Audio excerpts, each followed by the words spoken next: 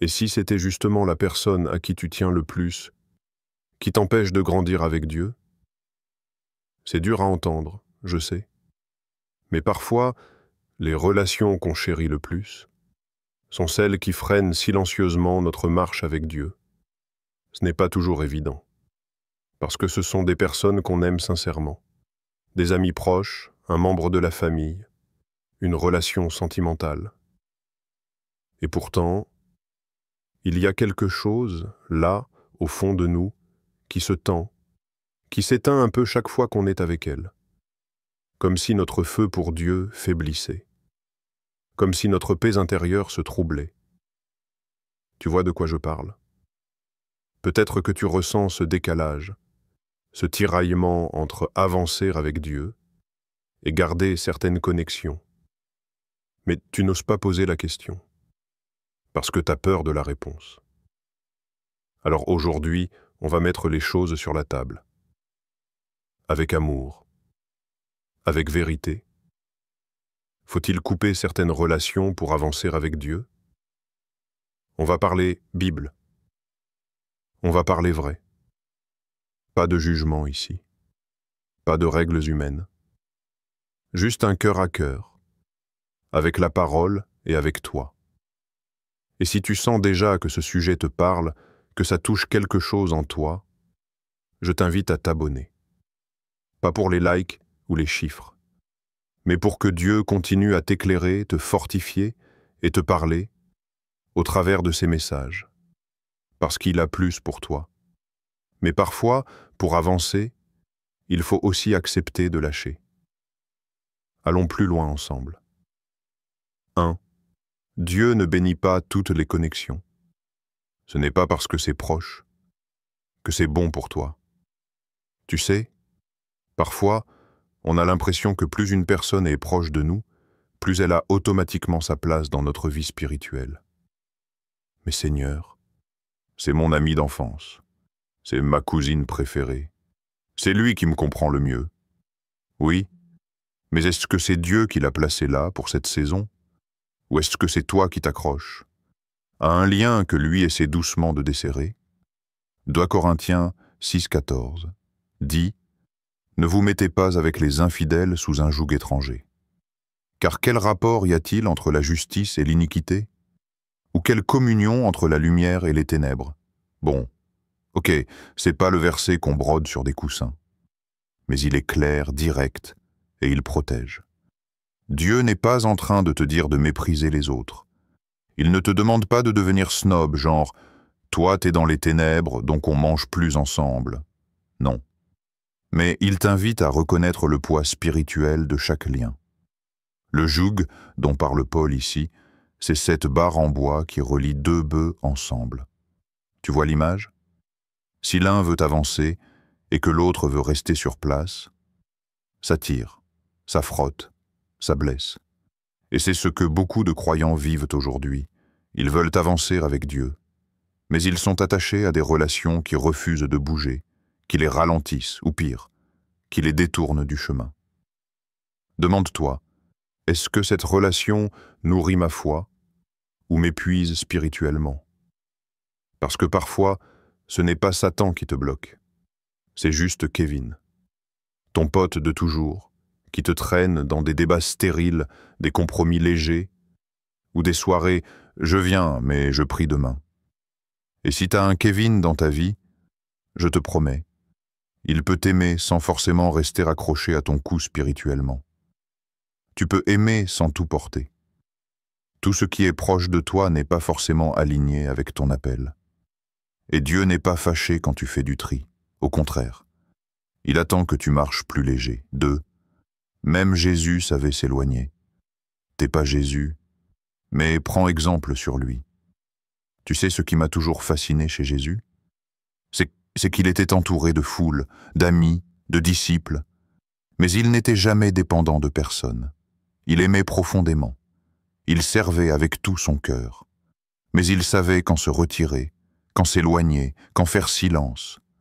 Et si lui, le Fils de Dieu, avait besoin de distance parfois, pourquoi est-ce qu'on culpabilise, nous, quand on ressent ce besoin-là? Luc 5,16 nous dit « Mais lui, il se retirait dans les déserts et priait. » Tu vois, ce n'est pas une fuite, ce n'est pas du rejet, c'est une forme de santé spirituelle. C'est Jésus qui dit « Là, j'ai besoin de mon Père, juste lui, personne d'autre. » Et toi, est-ce que tu te laisses ce droit ou est-ce que tu t'obliges à rester connecté à tout le monde pour ne pas froisser, ne pas être mal vu, ne pas faire bizarre? Peut-être qu'au fond, tu sais déjà que certaines présences te brouillent, que tu as besoin de te recentrer. Mais tu culpabilises. Tu veux être gentil. Tu veux être disponible. Mais tu sais quoi? Même Jésus, parfois, disait « Pas maintenant. Là, c'est entre moi et le Père. » Et toi, tu penses que tu es un meilleur chrétien parce que tu réponds à tous les messages WhatsApp dans la seconde? Franchement, même Jésus aurait mis le groupe en muet 8 heures pour prier tranquille. Tu n'es pas moins aimant quand tu prends de la distance. Tu es simplement plus aligné quand tu choisis Dieu avant les autres. Et oui, ça peut faire peur. Parce que tu te dis « Et s'il m'en voulait ?» Mais écoute bien ça. Mieux vaut blesser un peu l'ego des hommes que blesser la communion avec le Père. Dieu t'appelle parfois dans le désert, pas pour t'isoler, mais pour te parler sans interférence. Et si tu n'obéis pas à cet appel à l'écart, tu risques de perdre la clarté de sa voix au milieu du bruit des autres. Alors, ose dire « Je t'aime, mais j'ai besoin de me recentrer. » 3.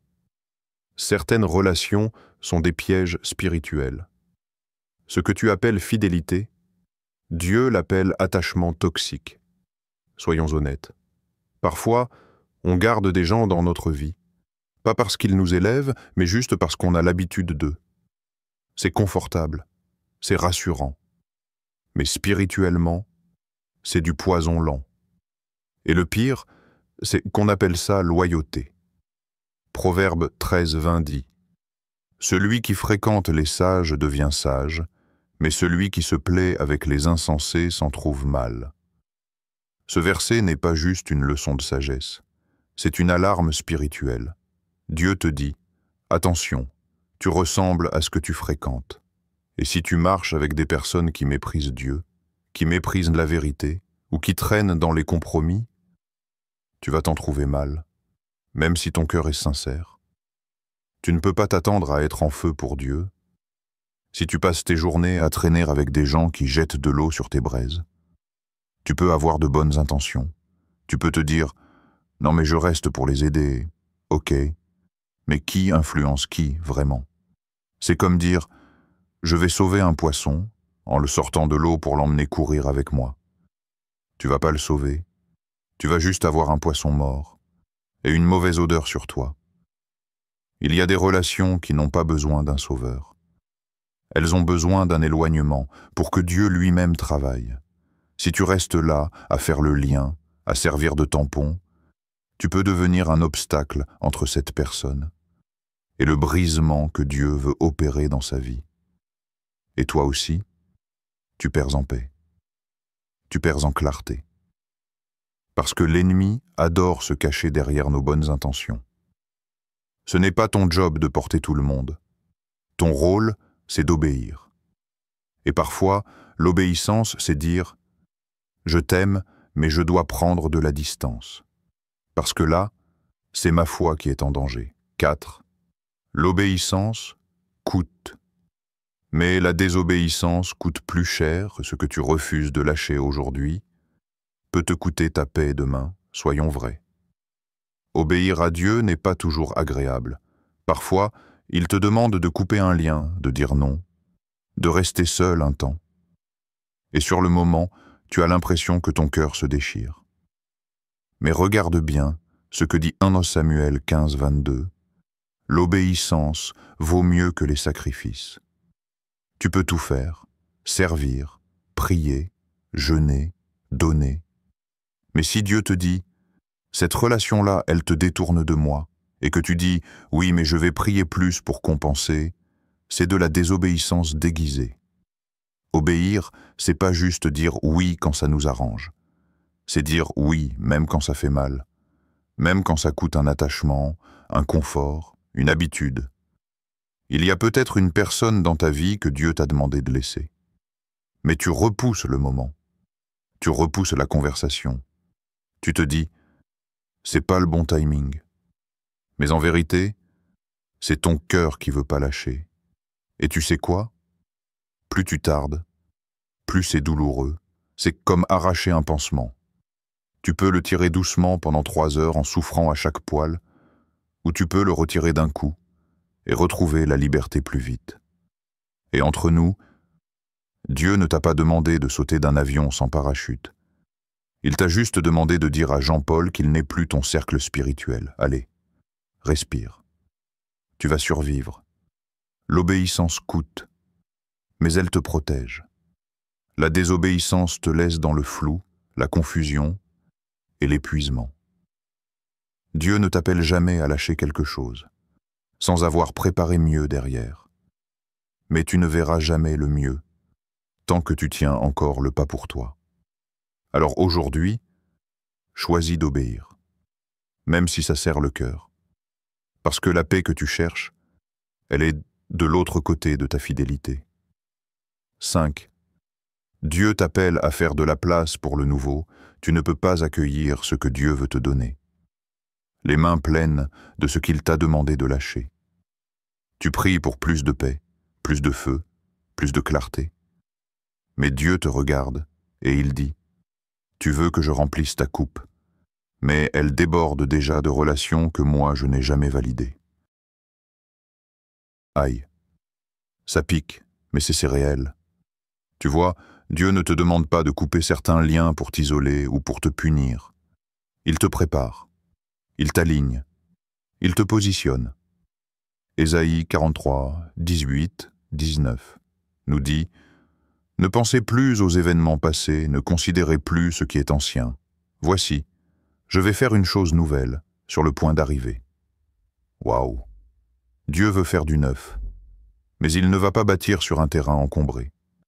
Imagine que tu invites quelqu'un chez toi, mais que ton salon est rempli de meubles cassés, de cartons, de vieilles chaises bancales. La personne arrive, regarde, et dit « Mais tu veux que je m'installe où en fait ?» C'est comme demander à Dieu une relation divine. Alors que Kevin, Clémence et leur troupe de distractions non identifiées squattent encore ton cœur comme si c'était un Airbnb gratuit. Dieu veut te bénir. Mais il ne le fera pas à côté du désordre. Il t'appelle à faire de la place. Quand tu lâches ce que Dieu t'a pas demandé de porter, tu ouvres la porte à des connexions alignées, saines, et qui t'élèvent au lieu de t'éteindre. Oui, ça fait peur. Oui, il y a un vide au début. Mais ce vide-là, Dieu veut le remplir de sa présence, de ses connexions, de son feu. Dieu ne te demande pas seulement de dire non à une relation. Il te demande de dire oui à quelque chose de meilleur. Et si ce oui changeait ta saison? Et si ce tri ouvrait la porte à une vie plus claire, plus paisible, plus connectée à son cœur? Ne retarde pas le nouveau de Dieu, à cause d'un lien que lui a déjà fermé. Tu sais, il y a des moments dans la vie où Dieu ne te demande pas de faire plus. Il te demande de faire le tri. Et ce tri-là, c'est pas toujours spectaculaire. C'est souvent discret. Parfois, c'est juste un silence. Une décision prise dans la prière. Un non doux mais ferme. Un éloignement sans rancune, mais avec obéissance. Et si c'était ça, ton prochain pas spirituel? Pas un exploit visible, mais un simple détachement. Parce que tu choisis d'aimer Dieu plus que ton confort. Oui, ça demande du courage.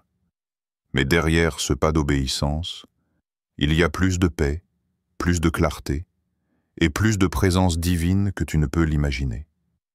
Alors aujourd'hui, je t'invite à poser cette question dans la prière. Seigneur, y a-t-il un lien que tu veux que je laisse pour mieux t'entendre, mieux te suivre? Et si ce message t'a parlé, t'a remué, t'a éclairé d'une manière ou d'une autre, Abonne-toi simplement. Pas pour suivre une chaîne, mais pour rester connecté à ce que Dieu veut te dire, semaine après semaine. Et surtout, partage en commentaire ce que le Saint-Esprit t'a montré pendant cette vidéo. Qui sait? Ton témoignage pourrait libérer quelqu'un d'autre.